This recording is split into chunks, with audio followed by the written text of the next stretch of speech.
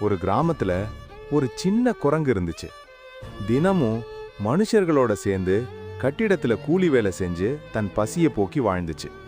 கைகள் காயம், முகத்துல சோர்வு, ஆனா உழைப்ப அது விட்டதே இல்ல. ஒரு நாள் ஒரு நல்ல மனசு கொண்ட மனிதர் அந்த குரங்க கவனிச்சார். உணவு கொடுத்து பாதுகாப்பான இடத்துக்கு கொண்டு போனார். அன்றிலிருந்து குரங்குக்கு வேலை இல்ல, ஆனா வாழ்க்கை இருந்துச்சு. உழைப்ப மதிக்கும் மனசு எந்த உயிரையும் காப்பாத்தும்.